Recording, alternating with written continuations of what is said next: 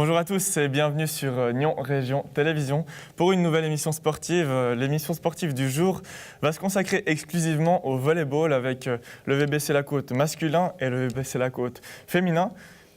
Capitaine de l'équipe du VBC La Côte féminin, nous avons ici aujourd'hui Fabienne Minder. Fabienne Minder, bienvenue. Merci. Un petit match ce soir face à Écu Blanc, une équipe contre laquelle vous avez déjà joué et où vous avez été formé. Ça va être un peu spécial. Ça va être un peu spécial, effectivement. L'émotion sera là, mais un match qui va être difficile. Donc on part sans grands espoirs. Alors on va reparler de toute votre saison. Nous avons aussi à notre table Éric Payot qu'on ne présente presque plus, entraîneur-joueur au VBC La Côte. Bienvenue. Bienvenue, merci. Merci. Au VBC La Côte, tout se passe bien du côté des hommes. Une très bonne saison pour l'instant. Pour le moment, c'est tout nickel.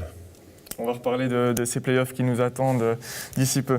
Et nous avons aussi l'autre entraîneur, celui du VBC La Côte féminin, Christian Pierre-Imbert. Bienvenue. Merci, bonjour. Alors on va parler de cette saison, une saison en deuxième ligue. Actuellement, vous êtes 9e sur 12 avec vos filles. Quel bilan est-ce que vous tirez après 17 matchs ? Alors écoutez, c'est vrai que j'ai repris cette équipe cette année. Une équipe qui a été promue de 3e ligue. Aujourd'hui, le championnat de 2e ligue est un championnat un petit peu spécial, qui est d'ailleurs également identique chez les hommes. On observe un phénomène où beaucoup de joueuses qui évoluaient il y a 1 année, 2 ans, 3 ans en Ligue nationale ont rejoint des équipes. Vous parliez tout à l'heure du match contre Écu Blanc ce soir. Il n'y a pas moins de 3 ou 4 joueuses qui évoluaient encore en Ligue nationale il y a 2 ans. Alors Écu Blanc, c'est l'équipe qui est première du championnat. C'est l'équipe qui est première du championnat. L'équipe dans laquelle vous avez joué, Fabienne.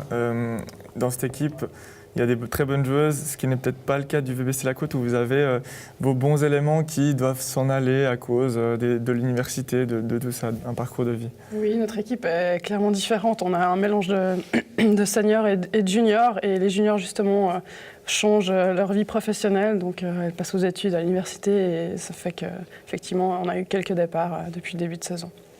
Ça se passe bien avec le contingent de l'équipe. Christian, est-ce qu'on arrive à trouver une équipe qui roule?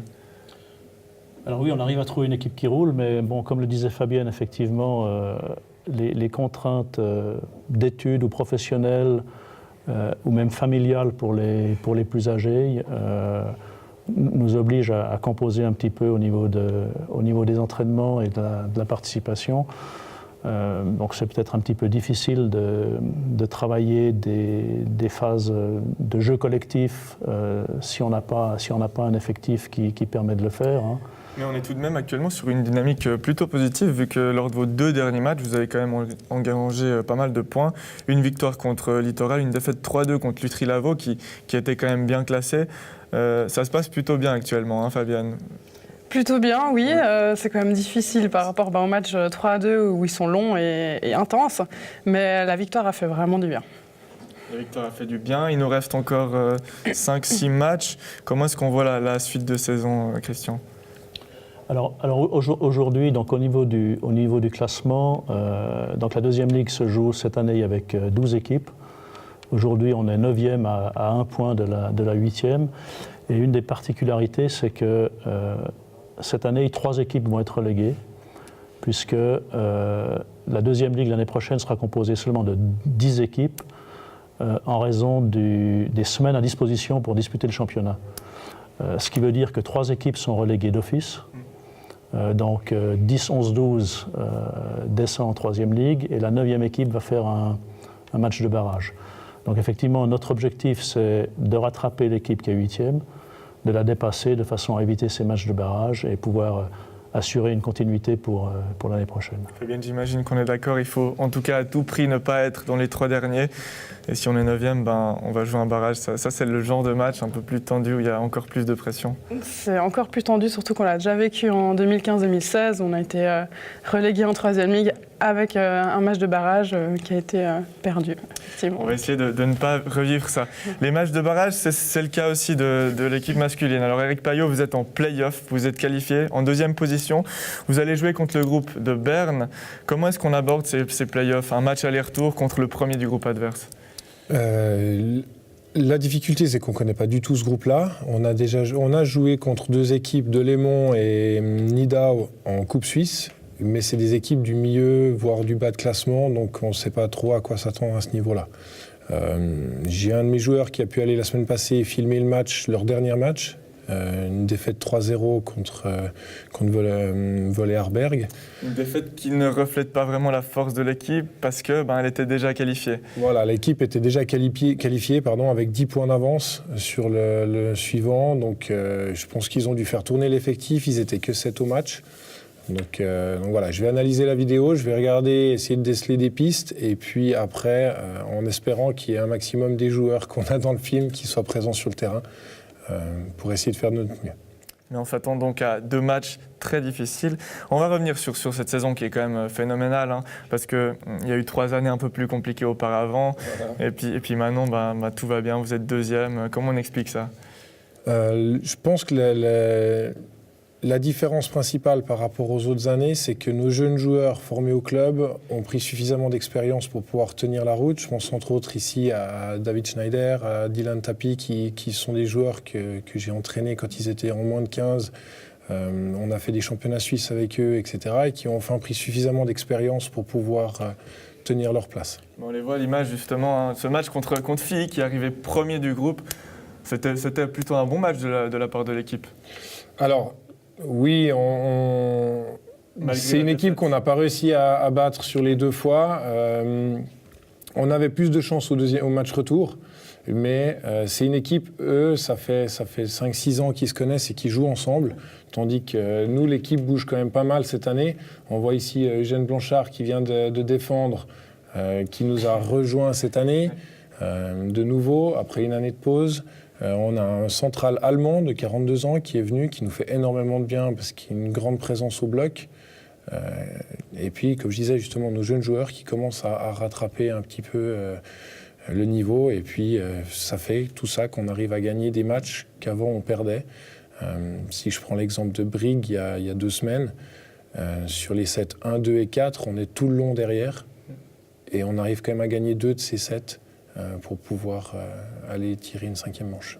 Donc la différence à ce niveau, elle se fait aussi un peu déjà dans la tête. Ça va être important, je pense, le mental dans un match très dur contre oui. Berne. Un match qui sera un peu comme contre Filly, parce que c'est une équipe très forte en face, parce qu'il faudra jouer. Ce sera quoi la clé du match ? Une très bonne qualité de service-réception. Ça va déjà être primordial. Si on leur donne le ballon, il faut s'attendre à des sanctions immédiates. Par contre, si on arrive à être propre là-dessus, au service, en réception, puis surtout dans la tête. Dans la tête, il faut qu'on y croie jusqu'au bout. On a montré cette année qu'on était capable de remonter des scores déficitaires de 6-7 points et quand même gagner les 7. Donc on sait qu'on en est capable, il faudra le montrer à Berne au match aller. Alors ça c'est pour ce qui se passe sur le terrain. On a aussi un tableau, donc il y a 2 demi-finales. Celui qui l'emporte va jouer la finale. Et après, voilà. Comment est-ce que ça se passe pour monter en LNB ? Alors pour monter en Ligue B, donc une fois que les demi-finales sont jouées, le vainqueur joue la finale. La finale, à ce moment-là, c'est de nouveau sur 2 week-ends. Le vainqueur de la finale monte directement en Ligue B. Et le perdant de la finale rejoue une poule à 4 équipes avec le perdant de l'autre finale du groupe Est de la Suisse. Et puis les 2 équipes qui sont classées au 13e et 14e rang en Ligue B. Alors encore un long chemin qui attend l'équipe du VBC La Côte. Oui. C'est ça. Ce qu'on peut vous souhaiter, c'est la victoire. L'objectif, c'est quoi ? C'est de monter. Le club est derrière vous ? Alors le club est derrière nous. On a reçu le hockey de la part du comité par rapport à cette montée en Ligue B. Et puis après, l'équipe, après notre dernier match vendredi passé contre Lausanne, on a eu une discussion d'équipe. Et puis à ce moment-là, on a décidé qu'après 3 saisons de galère, on avait enfin l'opportunité de faire des matchs de play-off, qu'on allait tout jeter dedans. Donc on joue pour monter. Après, la LNB, c'est quand même un grand saut. C'est un grand saut, oui. Il y a beaucoup de déplacements, le niveau est énorme. Alors, au niveau des déplacements, on va un petit peu plus loin, puisque là, notre groupe reste localisé sur Valais, Fribourg, Neuchâtel, Vaud, Genève. Et en Ligue B, on peut se retrouver à aller jouer à Berne, à Bâle aussi. Il y a 2 équipes de Bâle. Donc voilà, ça sera les plus grands déplacements. C'est aussi des équipes qui sont plus fort techniquement, athlétiquement. Donc ça veut dire que nous, on va devoir chercher un entraîneur, mais surtout aussi des renforts pour venir aider l'équipe. Je cherche un entraîneur parce que c'est actuellement vous, l'entraîneur, joueur de l'équipe. Voilà. On va faire une petite pause si vous le voulez bien. On va parler d'escalade parce qu'on est allé à la rencontre de Sofia Yokoyama, championne suisse d'escalade en bloc. Je vous propose un petit portrait de cette dernière. Look, if you had one shot, one opportunity. Salut, je m'appelle Sofia Yokoyama, j'ai 19 ans et je fais de l'escalade sportive. À côté de l'escalade, je suis en ce moment à l'Université de Lausanne en sciences criminelles. J'ai commencé ma première année l'été passé et je vais la faire en 2 ans pour pouvoir pratiquer la grimpe, faire mon entraînement et les études en même temps. Je grimpe 5 jours par semaine, plus des entraînements de cardio, de force et tout ça. Du coup, ça revient environ à 18 à 25 heures par semaine. Ce que j'aime bien dans la grimpe, c'est surtout que l'entraînement est très varié. On utilise toutes les parties du corps. Vraiment, il faut pouvoir tenir les prises, il faut pouvoir gainer pour garder le corps vraiment stable. Il faut pouvoir pousser sur les jambes pour aller chercher loin les prises. En compétition, ce que j'aime bien surtout, c'est qu'en fait, c'est toi contre le mur plutôt que contre la personne qui grimpe. Et c'est un défi à pouvoir vaincre le mur, entre guillemets. Mon plus beau souvenir, c'est quand même championne suisse 2017 en bloc, quand j'ai battu la championne du monde 2016. Ça, c'était vraiment... je m'y attendais vraiment pas. C'était un truc qui est vraiment sorti de nulle part et puis qui va rester un très beau souvenir. Pour mes objectifs à court terme, en 2018, il y a le championnat du monde adulte qui va se passer à Innsbruck et j'aimerais bien participer à cette compétition combinée, surtout dans les 3 disciplines, bloc, voie et vitesse. Et pour mon objectif à long terme, ce serait les Jeux Olympiques 2020 à Tokyo. Alors l'escalade, ce serait la première fois aux Jeux Olympiques et du coup les critères de sélection ils sont encore un peu flous, mais pour le moment il n'y aura que 20 femmes et 20 hommes en tout qui pourront représenter l'escalade aux Jeux Olympiques en 2020, ce qui va être un peu dur pour se qualifier, mais on va essayer, je vais faire ce que je peux. Alors en grimpe, il y a 3 disciplines, il y a le bloc, la voie et la vitesse. Le bloc, c'est un mur de 5 mètres de haut. Et puis en compétition, il faut faire le plus de blocs possible en moins d'essais. La voie, c'est plutôt un mur de 20 mètres de haut avec une corde. Et là, il faut aller le plus haut possible. Et la vitesse, c'est le même mur de 15 mètres et puis il faut le réussir le plus rapidement possible. Je m'entraîne et je me spécialise surtout en bloc. C'est la discipline que je préfère. C'est là que j'ai fait championne suisse notamment.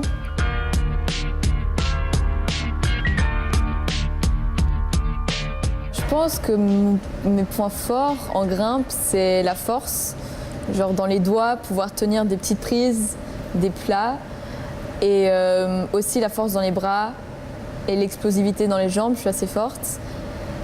Après, mes points faibles, je dirais que c'est plus le mental et la technique. La technique, un peu en équilibre, tout ce qui est équilibre, tout ce qui est placement de pied, puis avoir confiance aux pieds. J'ai toujours un peu de la peine, mais c'est un truc à travailler et puis ça devrait pas être trop dur. J'ai encore 1 mois d'entraînement pour travailler mes points faibles en ce moment. Et ce serait fin mars, ma première compète. Ce serait la Coupe Suisse et notamment les sélections pour les Coupes du Monde qui vont commencer en avril jusqu'à septembre avec le championnat du monde à Innsbruck.